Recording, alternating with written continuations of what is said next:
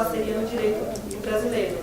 Para compor a mesa, convido o Uriel Papa como moderador e os painelistas Renata Pérez e Floriano Peixoto.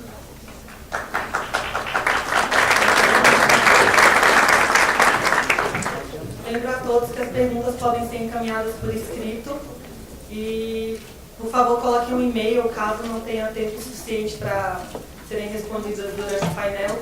A gente envia a resposta por e-mail. Boa tarde a todos. Agradecer a presença de todos aqui, em especial a presença do professor Floriano de Azevedo, da diretora Renata da TESP, Renata Pérez Dantas. E, bom, acho que o tema foi muito bem escolhido para um horário após o almoço.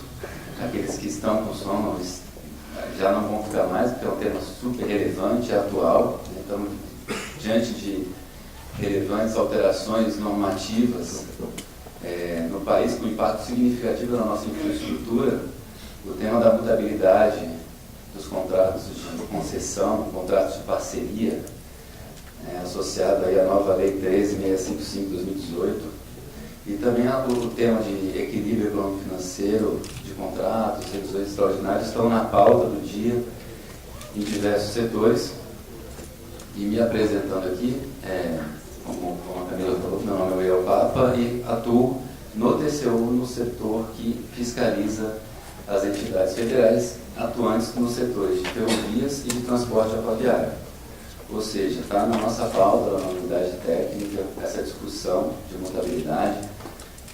No setor ferroviário, diante da lei do ano passado, Lei 13.448, que traz a questão da prorrogação antecipada, da modificação e renovação de contratos de ferrovias, isso é um tema assim, bastante em discussão dentro do Poder Executivo e dos órgãos de controle. A lei vai adiante, inclusive, trazendo a possibilidade de investimentos cruzados, em que uma concessionária teria a possibilidade jurídica de implementar investimentos em outras concessões ou outras malhas indicadas pelo poder público. E também no setor portuário, com o advento do decreto 9048, a discussão ganha ainda mais relevo.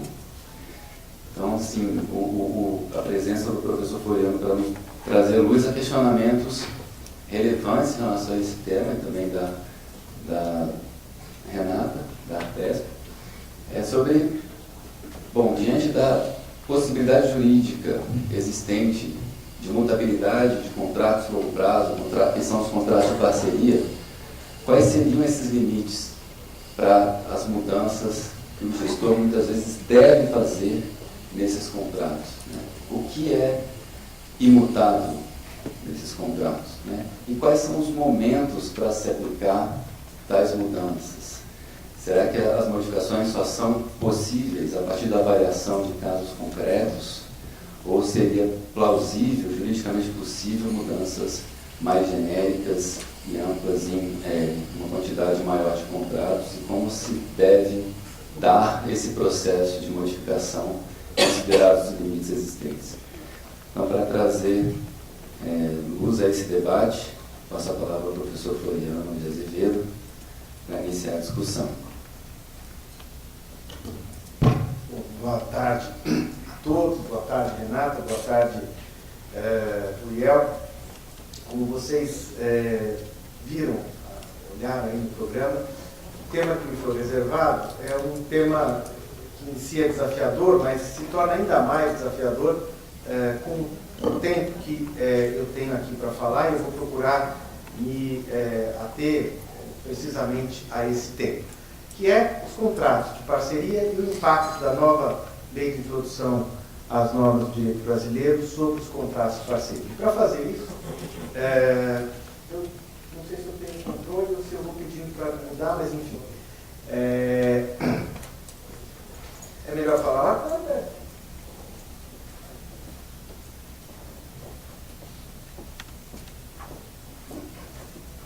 Tem um problema de falar no púlpito, porque como eu sou baixinho, o púlpito fica até aqui, fica parecendo só a cabecinha. Então, eu prefiro falar sentado. Ou quando faz tapumezinho, aí eu subo mais. Bom, então o que eu vou tentar fazer aqui é uma breve digressão sobre os contratos de parceria, né, entendendo a primeira parte, e depois alguns spotlights de como a nova lei de introdução impacta ou traz consequências, ou pode trazer consequências para a dinâmica do contrato de parceria, e principalmente para a atuação dos agentes públicos que exercem competências sobre os contratos de parceria, sejam os agentes reguladores, sejam os agentes controladores, né? Então, basicamente, vamos começar a falar um pouco dos contratos de parceria e da mutabilidade que é inerente a eles. A primeira mensagem que eu queria chamar a atenção dos senhores é que existe uma opção que o poder público toma no exato momento de implementar uma infraestrutura ou gerir uma atividade mediante parceria. Essa é uma decisão jurídica e é uma decisão política, que, como toda decisão pública, traz consequências. Não é mandatório, podemos até trazer os economistas para fazer cálculos e dizer se é mais eficiente ou menos eficiente gerir infraestruturas, utilidades públicas por parceria ou não. Mas uma vez tomada essa decisão, não dá para a gente assumir só parte da consequência. Essa é uma decisão importante, uma decisão grave, uma decisão sindicável, até do ponto de vista do custo-benefício, mas o que não é possível é, para usar uma imagem até certo ponto vulgar, para pretender casar e continuar tendo vida de solteiro. A opção de casar é uma opção importantíssima. Tomada, ganha-se muito e deixa-se parte da vida anterior. O homem ou a mulher, mais no mundo sexista mais frequente em homens, que quer casar e continuar tendo a sua vida de solteiro, vai dar errado no casamento. Parceria é um casamento entre o poder público e o privado. Não dá para imaginar que o poder público continue sendo plenamente poder público quando abdicou de parte da sua puissance publique ao fazer uma parceria. Porque a parceria, de qualquer forma que ela seja modulada, ela tem uma natureza contratual obrigacional. O grande problema que nós temos no país, o Tribunal de Contas é muito percussiente em indicar, é que nós, um pouco legatários da teoria francesa do contrato administrativo, nós trouxemos para cá um contrato, ou contratos, que tem uma pressuposição de que ninguém é obrigado a cumpri-los. Digo isso de coração aberto porque o poder público não se sente obrigado ao que contrata e o privado também não.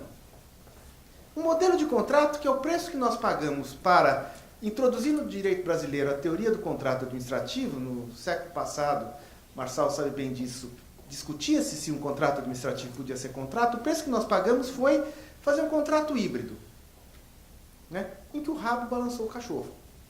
Ninguém respeita contrato, por quê? Ninguém acredita que o contrato com o poder público é vinculante, para um lado ou para outro. E a parceria, como eu disse, é um contrato. O que traz uma outra consequência. Eu não vou abordar a consequência do privado que firma um contrato que ele sabe que não pode cumprir ou que ele não vai cumprir. Muito comum também aqui nessas plagas.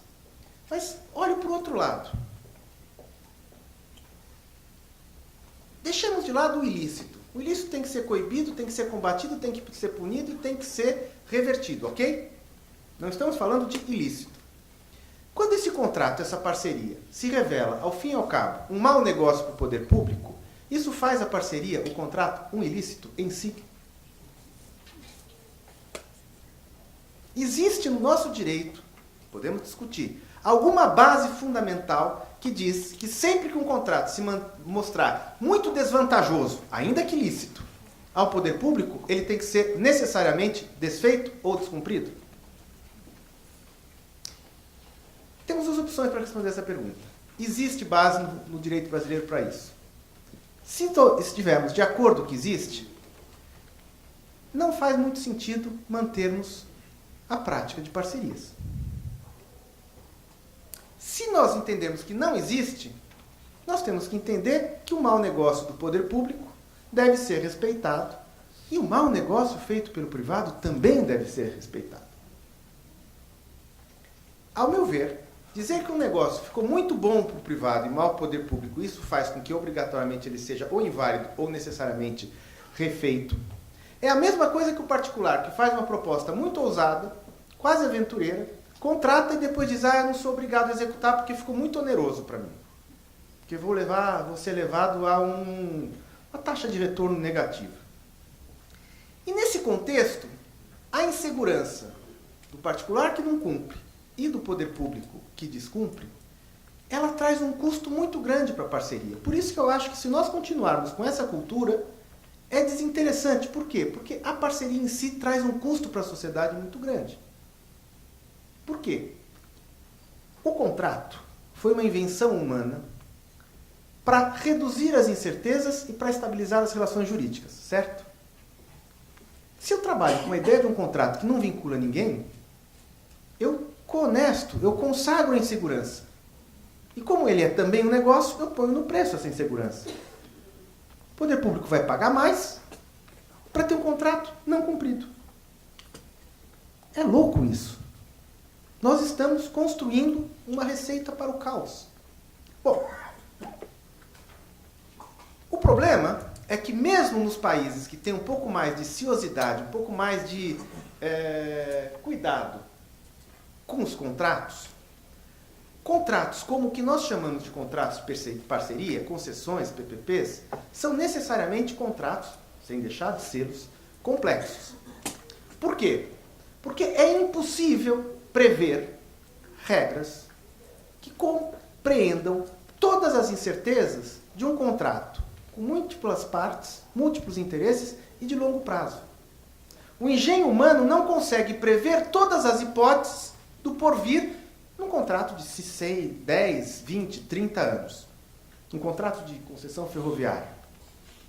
Portanto, a teoria jurídica criou figuras como a figura dos contratos incompletos, pressupondo que, por melhor que seja o contrato, sempre haverá uma margem de situações do porvir que não estarão prévia e detalhadamente disciplinadas no contrato.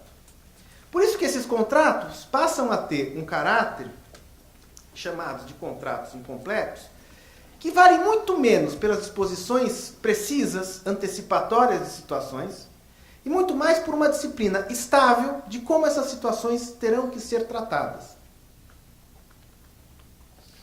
Não é pressuposto de insegurança, acho que a Renata vai abordar isso, você tem um contrato que preveja revisões periódicas.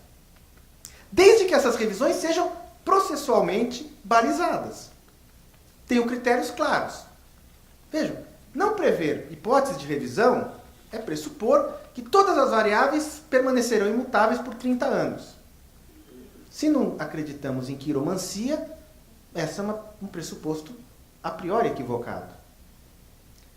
Mas, ao mesmo tempo, prever a permanente revisão não parametrizada é dizer que eu não tenho um contrato. Eu tenho um ajuste de 30 anos que permanentemente será refeito. Com que critério? O critério da vez. Pode ser sempre trazer vantagem para o poder público, pode ser dar margem a acordos espúrios, pode ser aumentar as margens do particular. Qualquer critério vale. Portanto, esses são critérios que nós temos, e vimos aprendendo isso, nós temos que absorver mais claramente para trabalhar na quinta geração, talvez, vindoura dos contratos de parceria, métodos mais sofisticados de tratar esses contratos incompletos de forma processual. O Marçal tem escrito e estudado isso com bastante profundidade. E temos um esforço a fazer, né, para todos aqueles que lidam com isso e gostam disso. Mas isso não significa deixar o contrato, que é contrato, vulnerável à discricionariedade do poder público. É óbvio que sempre haverá uma discricionariedade nas escolhas pelo regulador, pelo poder público. E elas são muitas vezes exercidas antes, ao decidir a parceria e ao decidir o conteúdo desse contrato.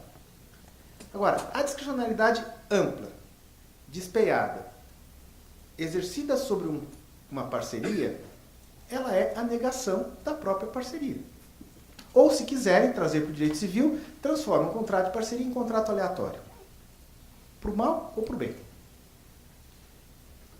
A realidade, portanto, fecho esse aspecto, ela é impactante do contrato, mas ela não deve ser, per si, suficiente para invalidar um contrato, um ajuste, uma parceria. O que traz algumas consequências, das quais eu não sei se é para cá. Sim, enfim. Peço que o senhor juiz desconte o meu tempo. 2 minutos de acréscimo. Isso traz uma série de consequências que são vivenciadas na prática das parcerias. Né? Esses contratos têm uma margem de cambialidade, que deve ser regrada e processualizada. Ok. Mas ela não deve levar nem à distorção do âmago negocial, nem trazer a perspectiva da incerteza. Incerteza que pode se dar, seja na perspectiva das políticas, seja na perspectiva da inadimplência do poder público, seja nas perspectivas da baixa deferência ao que foi contratado. Dou 3 exemplos. Né? E aqui eu vou, desde logo, dar à Renata o silêncio obsequioso, porque eu sei que o tema atinge a atividade dela e não diz tanto com ela. A discussão do eixo suspenso, recentemente reeditada, é uma prova disso. Né?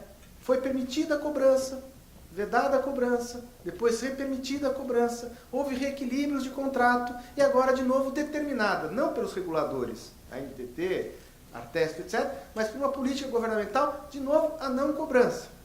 Ora, por mais que a situação política fosse ou seja grave, não faz muito sentido esse verdadeira aleatoriedade, esse randomismo de posições em relação a um tema que não é que é um tema de voluntarismo. É um tema, né, Paulo, que foi estudado, foi avaliado, foram feitos estudos de consequências de deixar o eixo suspenso pagar ou não. E como é que eu posso dimensionar? Com esse grau de despreocupação com o que está contratado, né, e pode-se vir pela lei, pode-se vir por determinação do poder concedente, pode-se vir por determinação do regulador, qual é a estabilidade deste vínculo?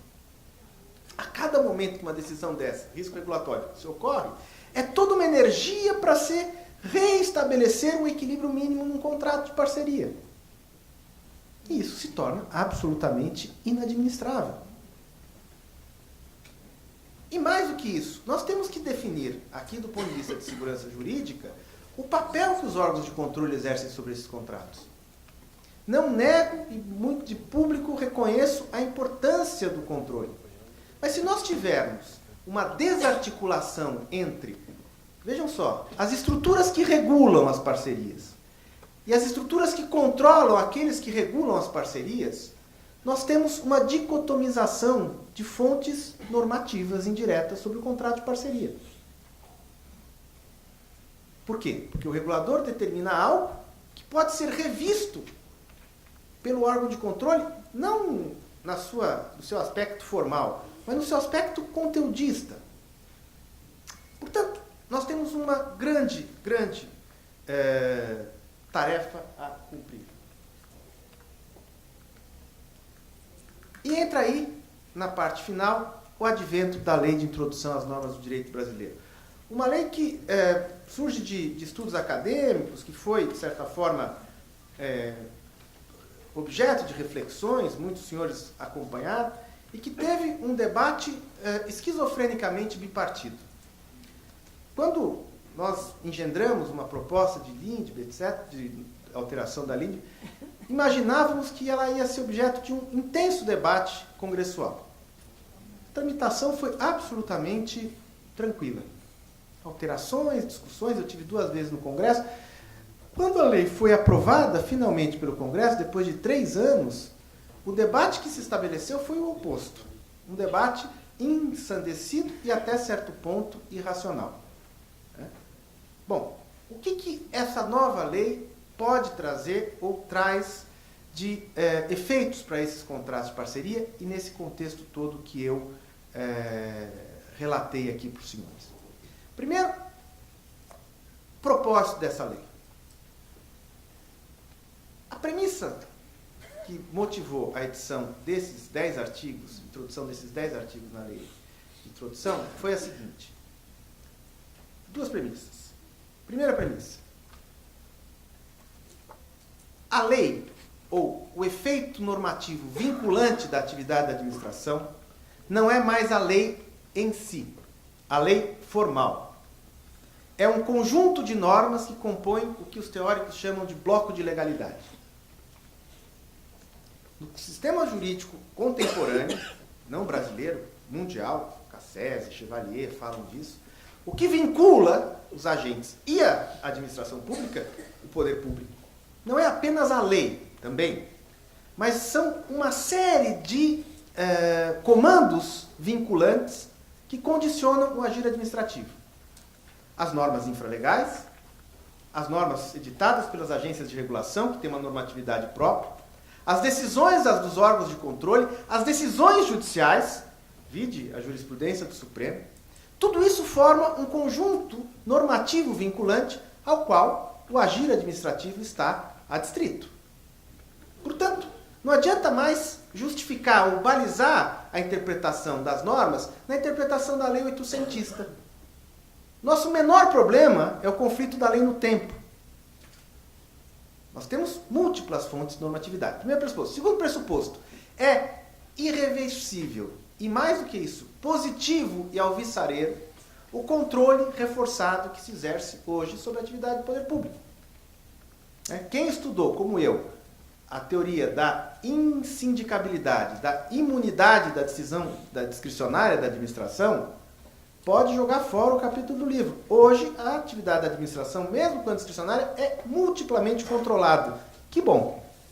Se isso também é verdade, e é bom que seja, o que esta lei procura é colocar alguns parâmetros para o exercício dessa atividade tão importante.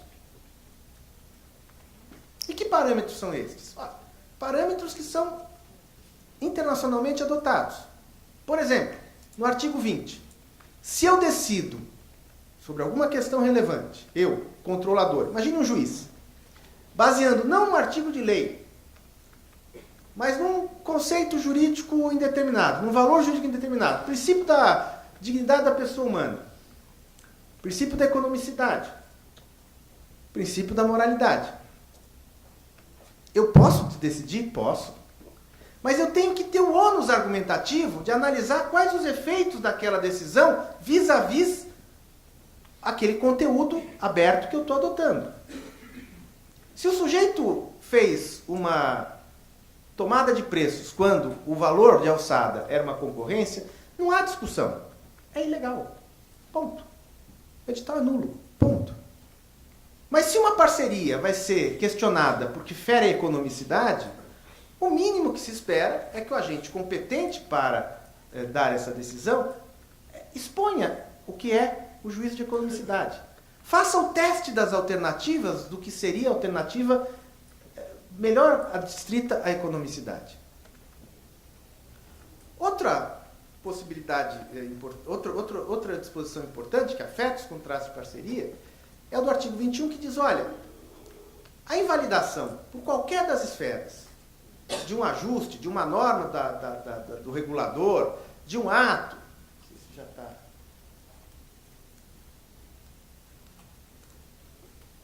Infelizmente eu ia projetar o texto para vocês olharem, que invalida uma norma, ela necessariamente...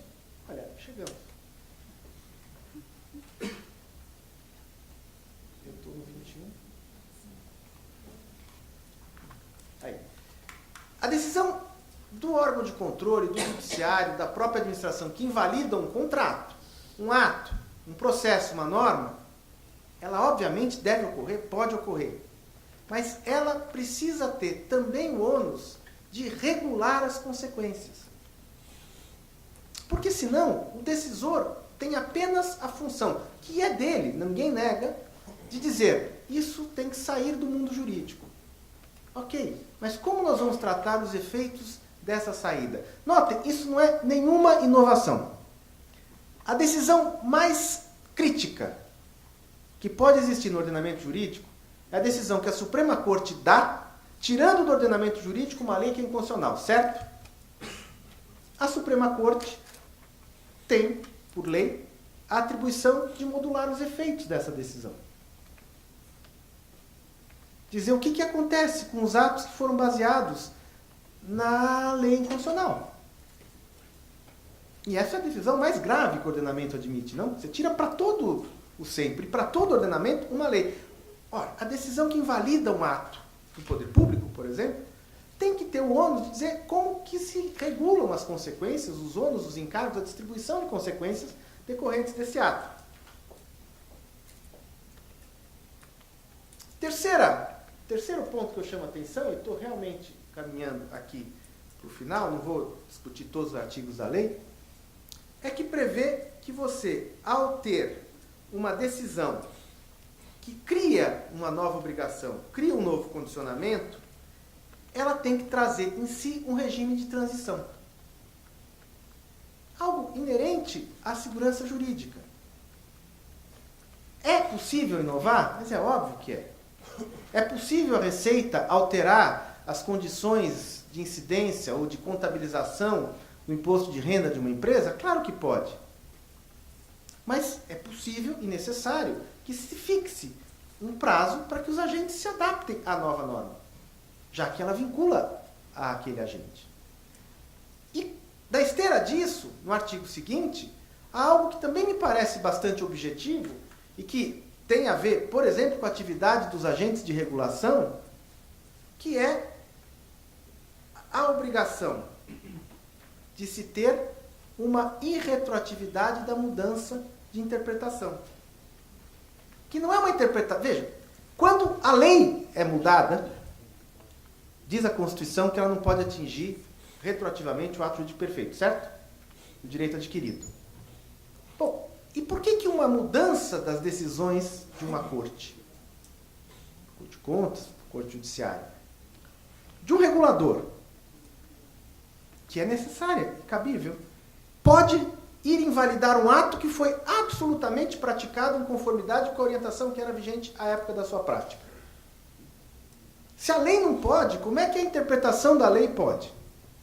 Então, essa é uma outra regra que tem a ver com a regulação dos contratos de parceria também, não só, mas ela pode até ser lógica, mas não tinha base no ordenamento jurídico.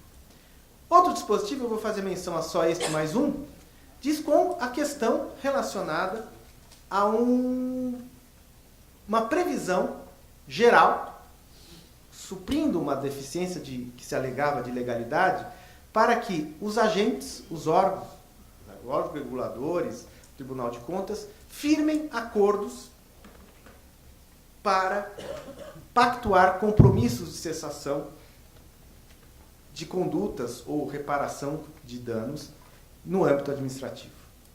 É verdade, TACs existiam, algumas agências reguladoras desenvolveram os termos substitutivos de sanção, o Tribunal de Contas, num acórdão já muito celebrado, disse que isso é possível no ambiente regulatório, mas sempre se dizia faltar uma autorização legal. Não mais há essa falta. Mas o que foi mais importante, ao meu ver, do artigo 26, isso pode inclusive justificar um termo de ajustamento de conduta que não implique uma alteração de um contrato de parceria, mas resolva uma pendência de um contrato de parceria, por que não? Uma retroação de uma dificuldade num contrato de parceria. O que esse artigo traz são quadrantes um pouco mais detalhados do conteúdo desse termo de parceria. De termos de compromisso, perdão. Por exemplo, que ele não pode ser um acordo de gaveta.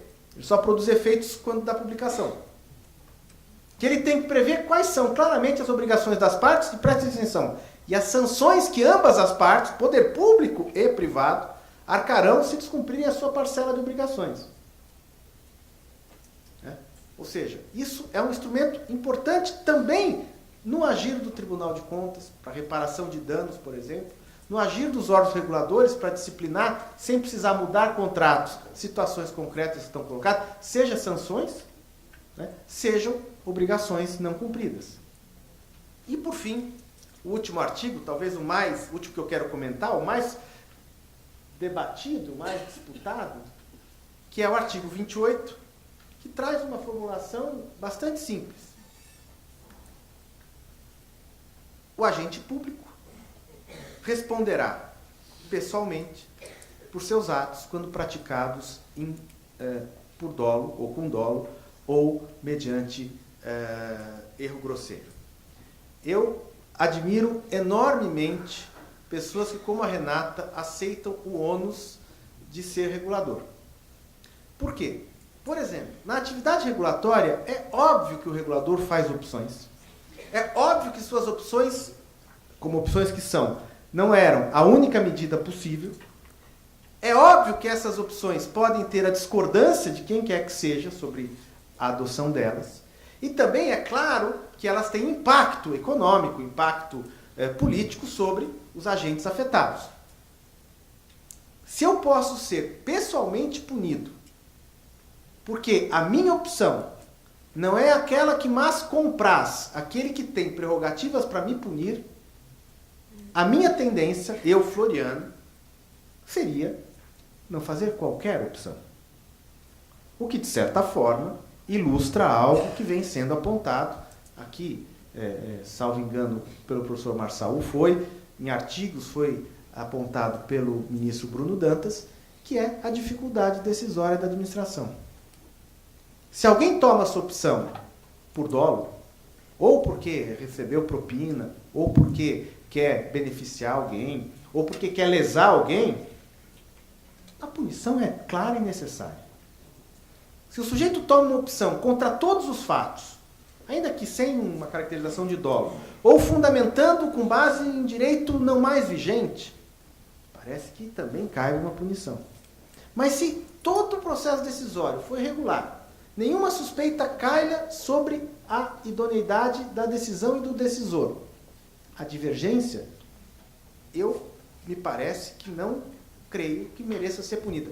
Como, aliás, com isso eu termino, foi muito bem defendido no plenário da Câmara dos Deputados por membros da Lava Jato, inclusive o juiz Sérgio Moro, quando, na tramitação do projeto contra o abuso de autoridade, retificando o abuso de autoridade, criticavam com razão a chamada criminalização do chamado crime de hermenêutica.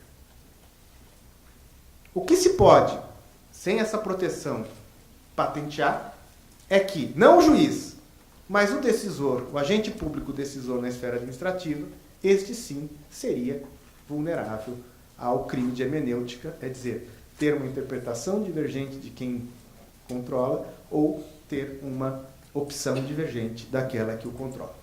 Pois bem, a lei não é, obviamente, uma lei voltada exclusivamente ou predominantemente para os contratos de parceria. Mas como os contratos de parceria necessariamente são contratos que vão ser controlados e regulados ao longo do tempo, porquanto contratos incompletos, me parece que a lei oferece boas pautas de interpretação e aplicação do direito sobre esses contratos. Muito obrigado.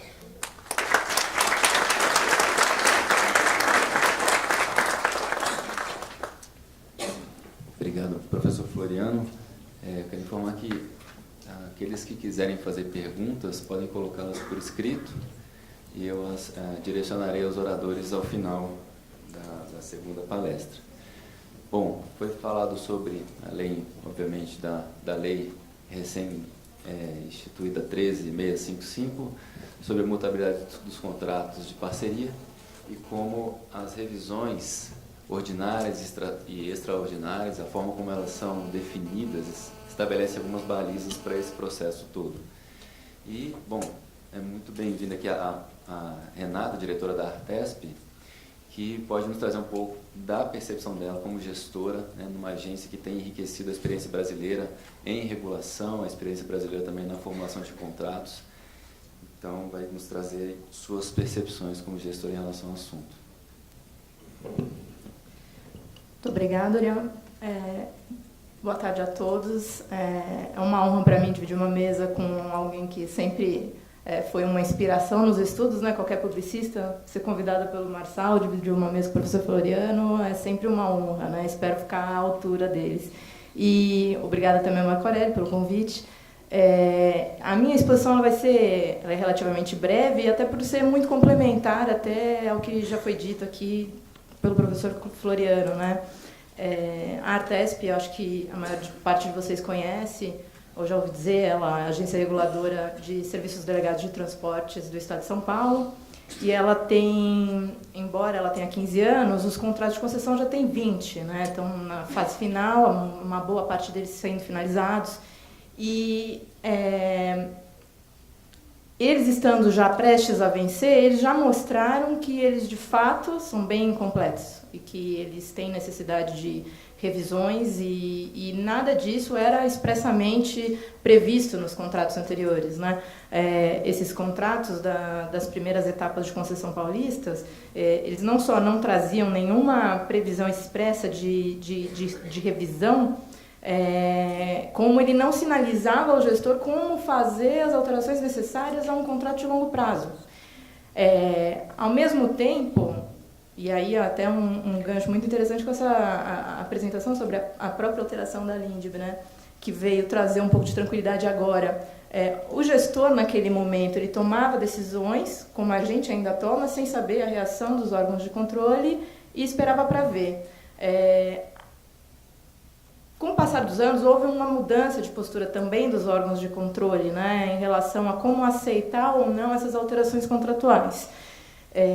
Sendo os contratos, eles todos de longo prazo, eu posso citar aqui alguns exemplos de revisões que ocorreram nos nossos contratos de uma forma não procedimentalizada e até sem a transparência necessária, que demonstram, né, a necessidade de se discutir mais e, de fato, trazer a segurança jurídica, como bem comentado pelo professor Floriano, aos novos contratos, para que deixe de se precificar essa incerteza toda sobre o que fazer quando houver a necessidade de uma adaptação para uma nova obrigação ou uma alteração de risco em contratos que estão em andamento, né?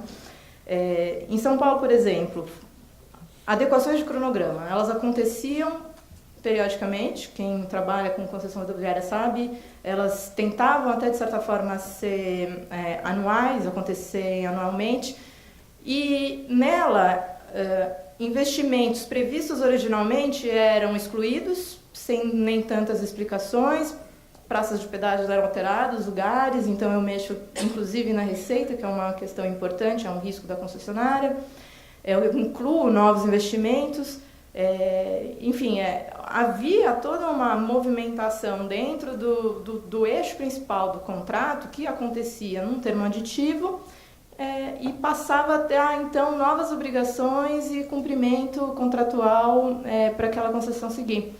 E, embora isso pareça ótimo, pensando assim, o gestor está ali, ele tem toda essa facilidade de fazer as alterações que precisa, porque afinal, num momento você pode precisar de uma via aqui, um acesso ali, é necessário essa facilidade.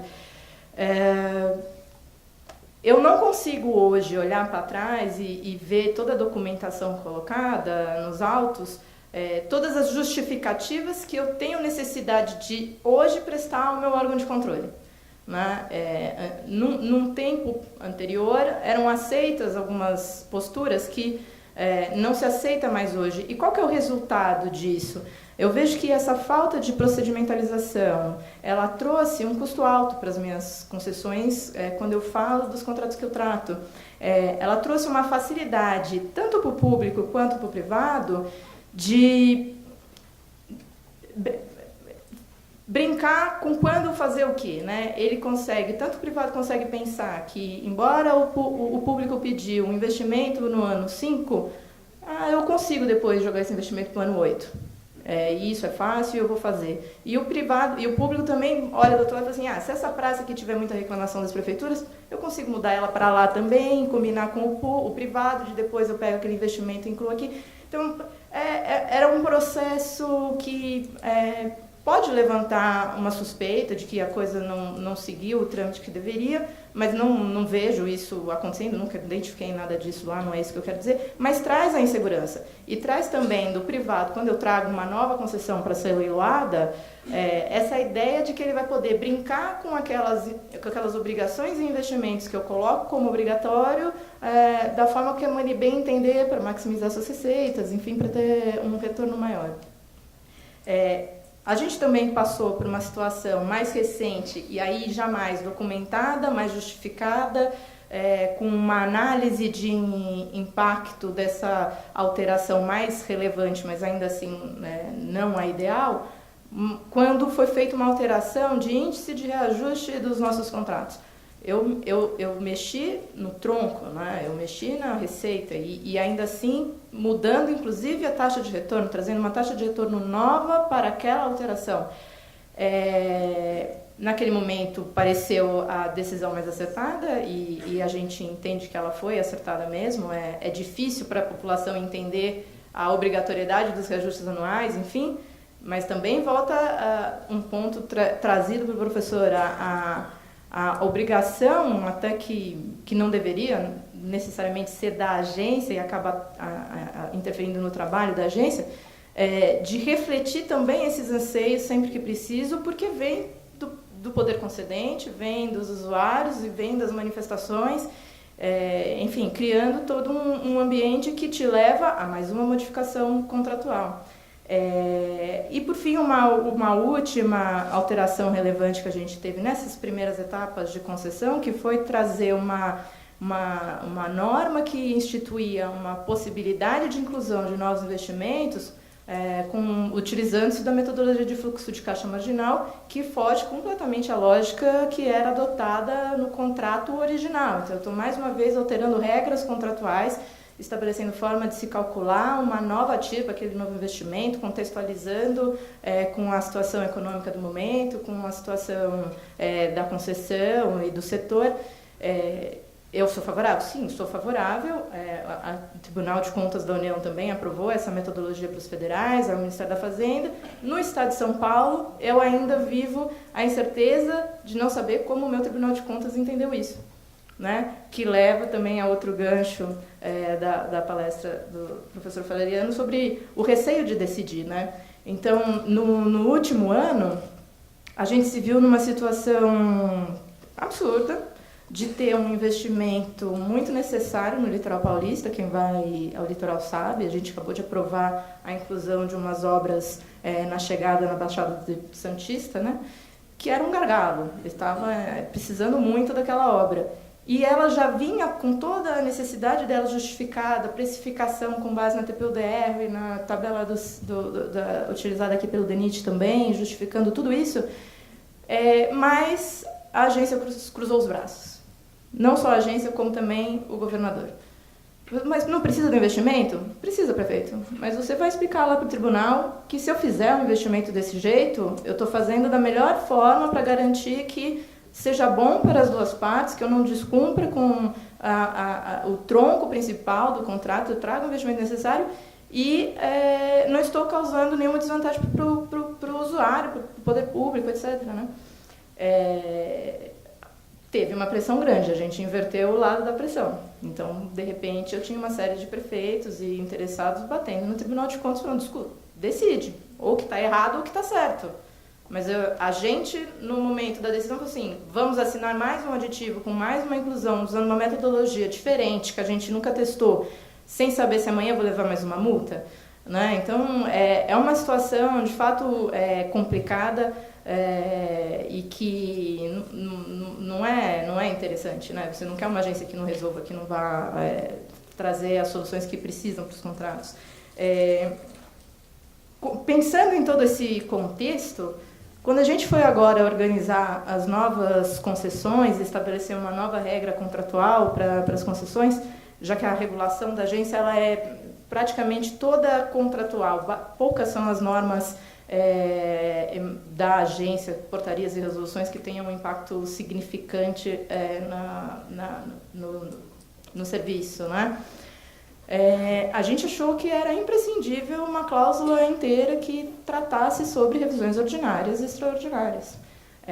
Então, eu trouxe para o contrato essa procedimentalização e periodicidade de revisão contratual, com um foco, claro, até pelas características do setor que eu regulo, em investimentos, né? Como serão feitas as inclusões de novos investimentos, que análises que nós devemos fazer, o que deve ou não ser explicado, precificado e como, e qual a taxa interna de retorno, deixando muito clara que não vai ser a do projeto original, que ela vai acompanhar ao momento em que o investimento foi feito, e como vai ser a possibilidade de reequilíbrio dessa inclusão também, para que o mercado saiba como ele vai tratar a dívida dele, como ele vai tratar a execução do investimento, como ele vai tratar a execução do contrato como um todo. Há uma possibilidade, claro, de nessas revisões também incluir alguma alteração em matriz de risco. Acaba sempre havendo, né? Até porque quando você vai fazer uma inclusão em que você mexe na TIR, em que você faz uma precificação nova e tal, eu já estou levemente compartilhando um pouco com o poder, com o privado, o risco que ele tinha de fazer a obra ao preço que ele colocou na proposta dele, né? Afinal, aquela obra não existia. Então, eu vejo isso como saudável para um contrato que vá ser devidamente executado ao longo do tempo. E essas cláusulas, em conjunto com algumas outras estabelecidas nesses novos contratos, também passou um recado muito claro para os atuais players no mercado, de que eu não aceito mais esse antigo jogo de mexer nos investimentos como bem entender, não quero fazer agora, vou jogar para frente, porque eu não admito nesses novos contratos o tratamento de um atraso como um investimento postergado. O atraso é atraso até que eu, poder concedente, diga que eu não quero esse investimento agora. Se eu já paguei por ele, eu quero ele feito, não importa se a concessionária entende que ele não é necessário. Né? Isso já foi precificado na proposta original, no plano de negócios que ela não precisou apresentar, mas que ela teve que fazer para apresentar a proposta, e eu já paguei por isso. Né? Então, essa forma que a gente passou a tratar atrasos também teve reflexo na atitude, na forma de execução do contrato e na forma como era vista de que não se precisava cumprir, porque no fim sempre um arranjo ou outro não muito bem procedimentalizado cobriria, né? Então, foi muito oportuno até a introdução e aprofundamento feito pelo que eu tomo como introdução, porque ele já pode até me deixar esse espaço todo para justificar a necessidade dessas alterações que foram feitas e como vinha sendo tratado, justamente para mostrar que um ambiente provavelmente melhor para o regulador e para o privado que quer participar é esse ambiente mais conhecido, né? E para fechar tudo isso, que nessa nova regulação contratual eu já recebi do setor privado uma aprovação representada pelas altas outorgas que a gente recebeu nas nossas últimas licitações, os financiamentos que já foram obtidos, inclusive sem BNDES. Então, eu já tive uma aprovação ali. Agora me resta aguardar a aprovação dos meus órgãos de controle. Eu ainda não sei como eles vão examinar essas questões, se eles vão entender que essas alterações que eu fiz, entrega de bandeja para o privado algum tipo de decisão, porque afinal o privado vai poder agora determinar o que entra ou não na revisão ordinária e como. Ele vai, enfim, nunca se sabe, né, o que vai vir dos órgãos de controle. Então, esse fica ainda sendo um ponto bem relevante para quem está sentado na cadeira da agência, que é esse trabalho de tentar construir uma regulação e um contrato que venha a ser aprovado mesmo sem tê-lo submetido ao órgão de controle para aquele escrutínio todo que é feito só no pós, né, na execução dele. E acabo só complementando que a oportunidade também dessa aprovação das alterações da LINDB para mim, então, que estou nessa cadeira agora, foi de suma importância, né? Foi bem relevante, porque o Tribunal de Contas no Estado de São Paulo, ele historicamente acaba demorando para fazer as análises das execuções contratuais nas concessões, até por uma dificuldade de haver poucas concessões no Estado para que sejam examinadas, né? Então, naquele mundo de 8666 e compra de papel, de repente vem uma rodovia. Vai ficando para depois. Então, eu tenho situações de termos aditivos assinados há 8 anos, há 6 anos, que eu não tenho até hoje uma decisão do tribunal para saber se o que foi feito está certo ou está errado. Como é que eu faço outro, né? Como é que eu faço um novo contrato? Então, eu acho que é um grande exercício de todos aqui, né, de compreensão do seu papel, do papel do outro, a empatia institucional e tentar melhorar esse ambiente, porque investimentos são precisos, não podemos parar e temos que continuar seguindo, tentando sempre trazer o melhor possível para os investimentos que tentarmos organizar, né? Essa é isso que eu queria falar hoje. Muito obrigada.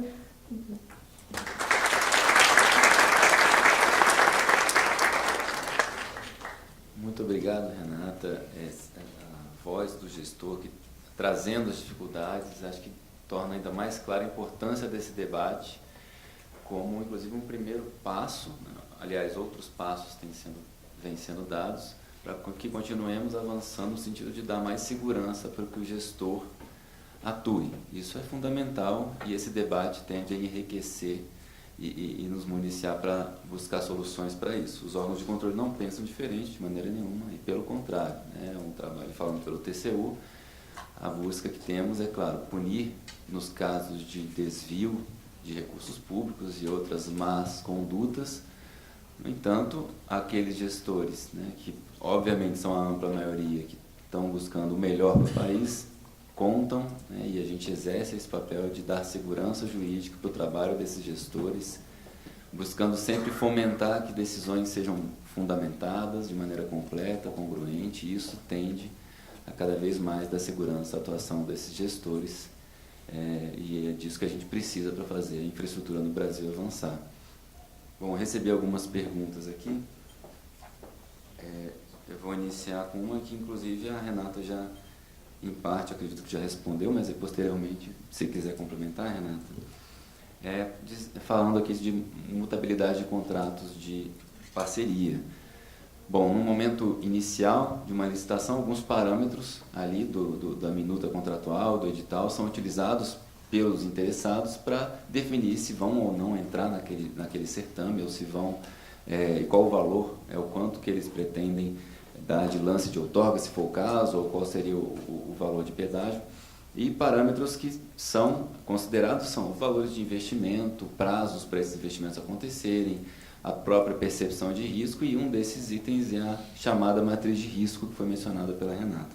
Então, a questão que eu recebi, e eu primeiramente peço para o professor Floriano responder, e posteriormente a Renata, numa revisão ordinária de uma concessão, se é possível rever e alterar a matriz de risco dos contratos. E como é que fica, numa situação dessa, o argumento de possível burla à licitação? Bom, eu acho que existem duas situações.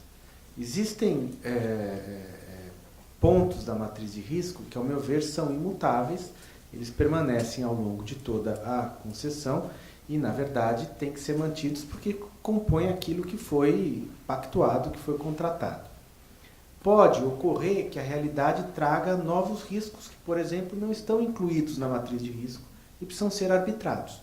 Melhor que eles sejam arbitrados de uma forma explícita, computando-se a isso o impacto que esse risco traz. A outra alternativa, que pode, mas ela é extremamente complexa e difícil de calcular, mas pode ocorrer, é que numa revisão ordinária você pode ter um desequilíbrio apurado que, para a sua recomposição, enseje uma mudança em outro item da matriz de risco que equivalha à neutralização daquele desequilíbrio. Claro, em favor da parte que está arcando com o desequilíbrio.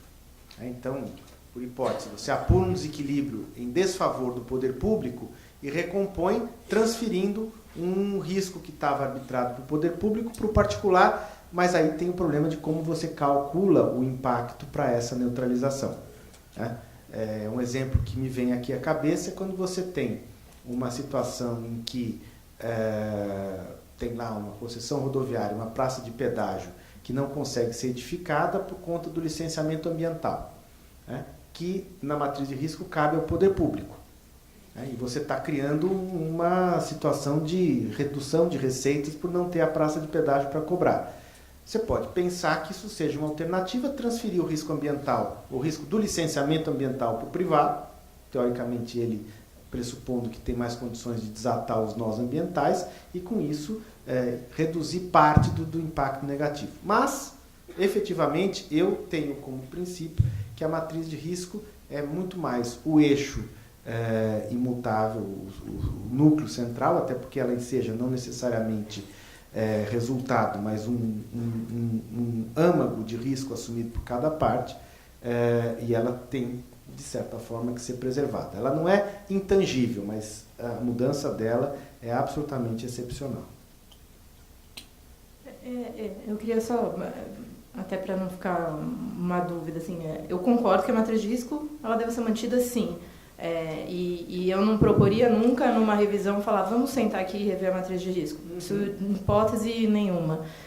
O que eu entendo que possa acontecer é que numa revisão ordinária, ao tratar de algum assunto, você acabe, ainda que de forma não incisiva nem sendo objetivo, afetando algum risco e compartilhando um pouco daquele risco com a outra parte para viabilizar que aquela revisão seja concretizada, né? Foi isso que eu quis mencionar com um exemplo, por exemplo, por exemplo é ótimo, né?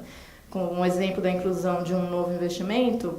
Quando eu uso a metodologia do fluxo de caixa marginal, WSCC e tal, eu vou ter que revisitar a projeção de tráfego, porque eu uso essa projeção para chegar a TIR e a uma prorrogação, se eu for fazer por prorrogação de prazo, mas o risco de demanda era da concessionária. Mas isso significa que eu assumi o risco de demanda? Não, eu estou viabilizando a concretização daquela inclusão numa forma mais vantajosa para o Estado, tangenciando, como bem disse, esse risco que não é meu, mas de certa forma, quando eu faço a prorrogação e depois vou revisitar a projeção para ver se foi concretizada, eu tendo que dar um pouco mais de dia ou tirar, eu estou, de alguma maneira muito de leve, passando por esse risco também. Assumir? Não assumir. Então, eu diria sempre com muito cuidado, assim, não entender que a matriz possa ser alterada, senão, de fato, eu não tenho um contrato previsível mesmo, né? Mas, e mesmo nessas situações em que há uma possibilidade desse tangenciamento, o meu entendimento é que ela só é possível de ser implementada com a concordância de ambas as partes, né? E trazendo o máximo possível as regras da matriz para aquela situação, para mantê-la o mais não abalada possível, né? A gente podia até escrever um artigo, alteração na matriz de risco, hipótese extraordinária na revisão ordinária. Não é bom? Bom, obrigado, professor Floriano, obrigado, Renata. Eu tenho mais questões aqui, mas eu acredito que... não sei se a gente passa para o próximo painel, porque aí depois as questões podem ser respondidas. Posso responder essa que me desafiou claro. aqui? A Maristela, ela me pede o seguinte: nas revisões periódicas dos contratos incompletos, quais seriam os parâmetros e as cláusulas ou os limites dessa discricionariedade? Solicito resposta clara e direta. Olha, o exercício que eu fiz até hoje permite dizer o seguinte, anota aí: o rito, os prazos de início e de término da revisão, os itens que são valoráveis na revisão, as formas de participação dos demais interessados, consulta pública, etc. Limites e modos de fazer o contraditório sobre isso, porque existem estudos que têm que ser postos no contraditório. A dosimetria e a gradualidade do impacto dessa revisão, apurado na revisão qual é a dosimetria do que pode ser repassado para as condições contratuais e como isso vai ser incorporado no tempo. E os parâmetros de ponderação. Todos os itens que são avaliados numa revisão ordinária, eles têm impacto diferente. E é importante que já se saiba de antemão quais os itens terão uma ponderação mais importante que outro, até para hierarquizar qual é a análise que vai ser feita. Isso até onde eu cheguei até hoje, né? Espero ter sido bastante direto. Obrigado novamente, professor Floriano. Agradeço novamente a Renata e encerro o painel em razão do horário. Vamos passar para o próximo. Obrigado, pessoal.